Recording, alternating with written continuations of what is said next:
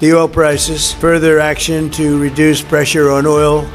উত্তাল পারস্য উপসাগর আর রণসজ্জায় সজ্জিত বিশ্ব রাজনীতি সব মিলিয়ে হরমুজ প্রণালীতে এখন যুদ্ধের দামামা। মার্কিন প্রেসিডেন্ট ডোনাল্ড ট্রাম্পের তেলের ট্যাঙ্কার পাহারা দেওয়ার ঘোষণার জবাবে এবার সরাসরি চ্যালেঞ্জ ছুঁড়ে দিয়েছে ইরানের শক্তিশালী বাহিনী। তেহরান কেবল এই ঘোষণাকে তুচ্ছ জ্ঞানী করেনি, বরং মার্কিন রণতরীগুলোকে এক হাত দেখে নেওয়ার জন্য তারা অধীর আগ্রহে অপেক্ষা করছে বলে সাফ জানিয়ে দিয়েছে। ঘটনার সূত্রপাত ট্রাম্পের সেই সোশ্যাল মিডিয়া পোস্ট থেকে, যেখানে তিনি ঘোষণা করেন যে বিশ্ববাজারে জ্বালানি সরবরাহ স্বাভাবিক রাখতে মার্কিন নৌবাহিনী এখন থেকে হরমুজ প্রণালীতে তেলের ট্যাঙ্কারগুলোকে পাহারা দিয়ে নিয়ে যাবে। ট্রাম্পের এই হুমকারের পরপরই তেলের বাজারে আগুন লেগেছে। ব্রেন্ট ক্রুড অয়েলের দাম প্রতি ব্যারেলে $93 ছাড়িয়ে গেছে। হোয়াইট হাউস মনে করছে মার্কিন সামরিক শক্তির দাপটে ইরান পিছু হটবে, কিন্তু বাস্তবতা উল্টো পথেই হাঁটছে। ইরানি গার্ডের মুখপাত্র আলী মোহাম্মদ নাইনি অত্যন্ত নাটকীয় ভঙ্গিতে মার্কিন পদক্ষেপকে স্বাগত জানিয়ে বলেছেন, তারা মার্কিন সেনাদের উপস্থিতির জন্য চাতক পাখির মতো অপেক্ষা করছেন।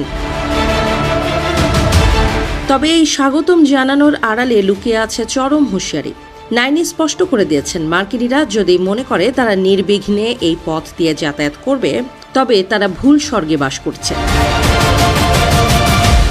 ইরান এই পর্যায়ে ট্রাম্প প্রশাসনকে ইতিহাসের এক তিক্ত অধ্যায় মনে করিয়ে দিয়েছে। 1987 সালের সেই কুখ্যাত ব্রিজটন ট্যাঙ্কার দুর্ঘটনার কথা উল্লেখ করে IRGC বলেছে, মার্কিন পতাকাবাহী সেই সুপার ট্যাঙ্কারটি যেভাবে মাইনের আঘাতে বিধ্বস্ত হয়েছিল, বর্তমান মার্কিন নৌসেনাদের কপালেও তেমন কিছুই অপেক্ষা করছে। তেহরানের বার্তা পরিষ্কার, হরমুজ প্রণালীতে খবরদারি করতে এলে পস্তাতে হবে ওয়াশিংটনকে।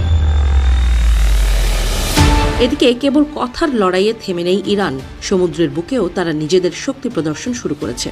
7 মার্চ মাল্টার পতাকাবাহী প্রিমা নামক একটি তেল ও রাসায়নিক ট্যাঙ্কারের ওপর হামলার দায় স্বীকার করেছে ইরানি সেনাবাহিনী। IRGC-র দাবি, বারবার সতর্ক সংকেত দেওয়ার সত্ত্বেও জাহাজটি হরমুজ প্রণালী অতিক্রমের নিষেধাজ্ঞা অমান্য করেছিল, যার ফলে তারা এই কঠোর পদক্ষেপ নিতে বাধ্য হয়েছে।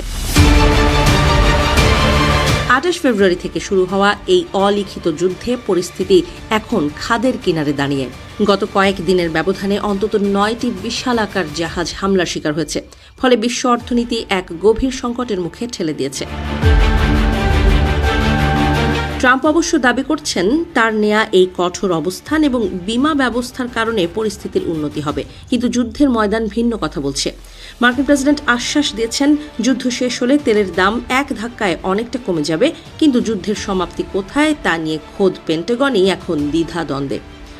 ট্রাম্পের পলিটিক্যাল রিস্ক ইন্স্যুরেন্স দেয়ার ঘোষণাটি মূলত ট্যাঙ্কার মালিকদের আশ্বস্ত করার একটি কৌশল মাত্র। তবে সমুদ্রের উত্তাল ঢেউ আর ইরানের ড্রোন মিসাইল এই বিমার তোয়াক্কা করবে কিনা, সেটাই এখন বড় প্রশ্ন। হরমুজ প্রণালী এখন কেবল একটি নৌপথ নয়, বরং পরাশক্তিদের শ্রেষ্ঠত্ব প্রমাণের এক মরণপণ রণক্ষেত্রে পরিণত হয়েছে।